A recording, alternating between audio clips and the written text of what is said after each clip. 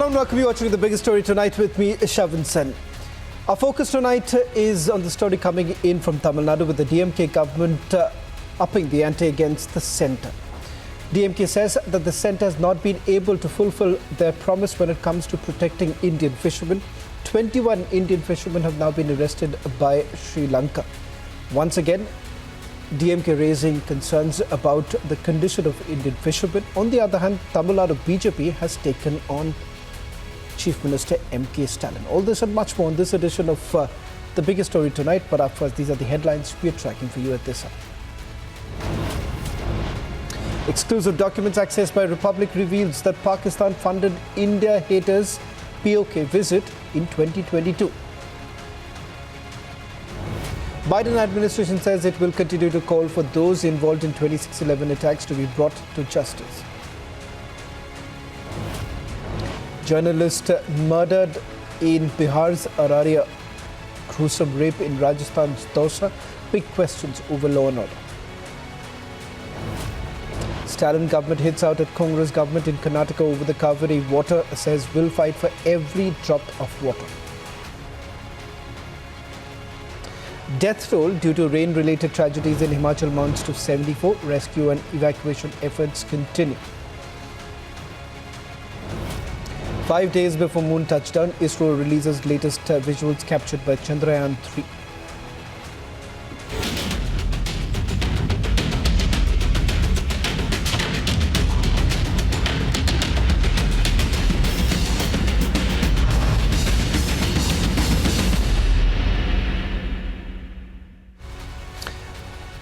Tamil Nadu fishermen from Pudukkottai district were arrested by Sri Lankan Navy near Nadu.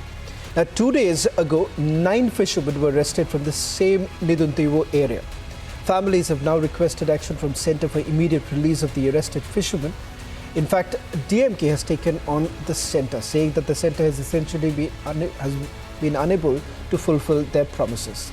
M.K. Stalin has also issued a statement. We've spoken to DMK spokesperson TKS Ilangovan, who said that the centre has essentially failed to fulfill its promise of protecting Tamil Nadu fishermen. In fact, Tamil Nadu BJP has also now jumped into this conversation, with the Tamil Nadu BJP raising concerns about the fact that why exactly was the DMK perhaps silent when there were 81 deaths that took place during the UPA regime. First, listen to what DMK spokesperson had to say earlier in the day. He promised, Modi promised that if he come to power, there won't be any attack on Indian fishermen in the Sri Lankan waters. But now there are many attacks, many people were arrested, boats were seized, and it continues. Why should, that is what he said. After Modi had promised that he will see that no more attacks on Indian fishermen happen. But he had failed. He did not bother about it. Like many other promises of Modi, this promise is also a false promise. He makes promises for the sake of votes.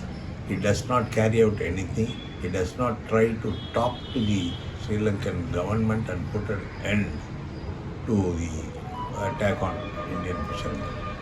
Sir, the Tamil Nadu BJP State President Annamalai has released a statement. He's spoken about the same thing. He says that during the Congress UPA government from 2004 to 14 was the maximum number of attacks that has taken place, and in fact the DMK was also in alliance with them. So basically this is an admission of guilt is what the CM has done right now, is what he's claiming. Is it true? I don't know whether Modi is really governing the country or not.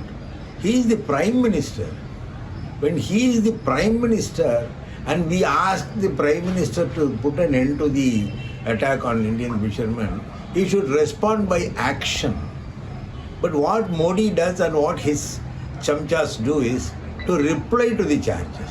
Replying to the charges in a different way, like what had happened earlier, 100 years back, when Britishers were here in power. All those things are childish remarks. What we want is that you had promised that since during Congress time there were many attacks, now there won't be any attack. Whether it had happened, whether their attacks were stopped or not, as a Prime Minister, you should say. As a ruling party, BJP should speak. They never do that. They always, when we charge them with something happening today, they will talk about something happened 50 years back. They're quite a funny people. I don't know what kind of politics they are doing. Because their agenda is not administration. Their agenda is something else. They were controlled by forces which are not bothered about common man. Sir, recently when Amit Shah had come. Let me also quickly go across to my colleague Farshid, who is joining us on this broadcast, and as well as DMK spokesperson Mr. Hafiz is joining us on this broadcast. But before I go across to our guest from the DMK, a quick response I would like to take in from my colleague Varshidi. Varshidi, Tamil Nadu BJP has also now responded. Annamalai essentially indicating that why exactly hasn't the DMK responded in the past when there have been deaths, 81 deaths that have taken place during the UPA regime.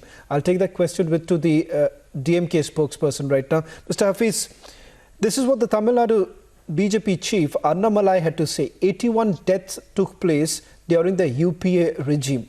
Why were you silent at that point in time? Chief Minister of Tamil Nadu says that the centre hasn't been able to perhaps fulfill their promises. First, your response to what the BJP had to say, and secondly, why exactly perhaps look at only what the centre has to do? What is it that the DMK wants to put across? First of all, the reply by Annamalai, I think Annamalai, when we were in power and when we were questioning the then central union government at the center, I think all the time Annamalai would have been in college, you wouldn't have been interested about politics and you wouldn't have followed what exactly happened and what the situation was during that time. Now, the second point, Annamalai, I posted that, sir, you are ruling today. Because the people felt that UPA did not save the Tamil fishermen that time. That is why they have given vote to you.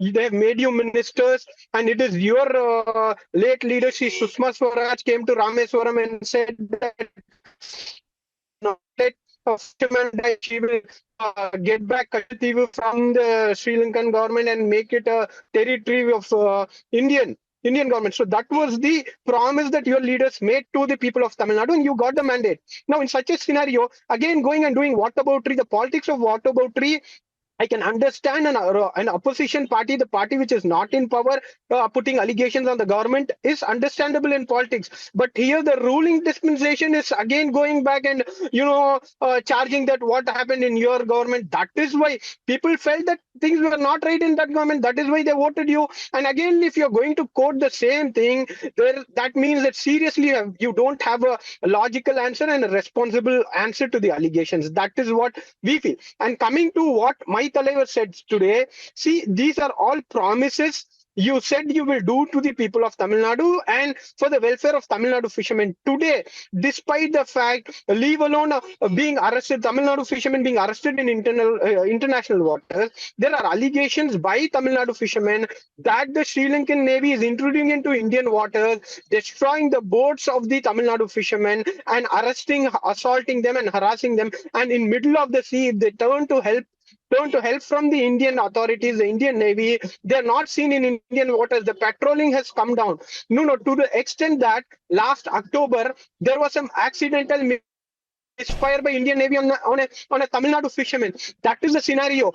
You do drills in the Indian waters. The Indian Navy does drills in the Indian water.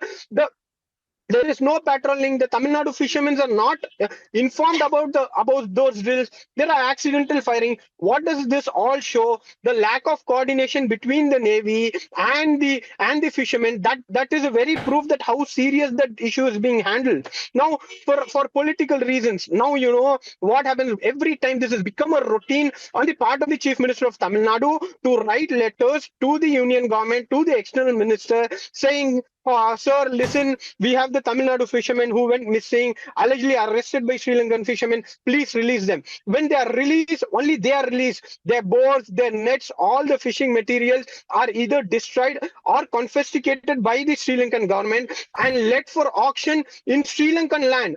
This is the property of India. The Prime Minister who says who is not going to let even a single inch of land and single property to foreign land. When it comes to Tamil Nadu fishermen, there had been continuously these incidents are happening where the property is confiscated Mr. by the Hafiz, Sri Lankan authorities of Tamil Nadu fishermen are being let for auction in Sri Lankan land, which is again a serious threat to the sovereignty of the country. Mr. Hafiz, just one quick question that I want to take with you. You make a mention that the patrolling in the Indian waters has decreased over a period of time. Is there any proof that the state government is essentially willing to furnish at this point in time and perhaps raise this entire matter with the centre? Because this also has a national security ramification, and that's a serious charge that you're levelling against the centre. These are all the statements made by the fishermen because practically a state government coast guard, coast guard of the Tamil Nadu police are not allowed beyond a point. Beyond a point, it is a control of the Indian Navy. So they or an Indian coast guard. They are at a better place to give data. These are all confessions and allegations made by the Tamil Nadu fishermen who come and report to us. There are reports in the media too about decreased patrolling. Fishermen have come out on media and complained about this. Mr. Hafiz, I'll just request you to stay on with us before I also go across to my colleague Varshini for the latest. Varshini, you've also spoken to some of the fishermen. What is it that you are picking up at this point in time? How did it escalate to such an extent? Because if you really look at the numbers right now, what the Tamil Nadu BJP and perhaps the centre is also indicating that due to the talks that they've had with Sri Lanka, they haven't seen a single death of a fisherman so far. But the arrest of 21 fishermen certainly puts a blot on the claims that have been made by the centre as well as Tamil Nadu BJP. Well, Shravan, that's exactly what is currently happening in the state of Tamil Nadu, particularly these coastal districts, which include Pudukkottai, Rameshwaram, Ramanathapuram, Thoothukudi, these kind of districts where people on a daily basis go to the waters to fish, and that is exactly their livelihood. The only demand that the people from the fisherman community put forth is that they get proper security and protection while they are fishing in the fishing in the waters. They say that there is a border which they are abiding by. There is a boundary that which they limit themselves to. But still, there are at certain points, since it's in waters everywhere, there is a small difference that comes, and the Sri Lankan Navy exactly uses that opportunity to arrest them, and they are pleading that the central government comes up with a solution to this so that there is enough of Indian Navy and Coast Guards present at the seas borders to help them, protect them, because all their boats, all their equipments are being seized. Well, thank you very much, Varshini, as well as DMK spokesperson, Mr. Hafiz, for joining us on the biggest story tonight as we put out the version of DMK as they take on the centre as far as the well-being of fishermen in the state of Tamil Nadu is concerned.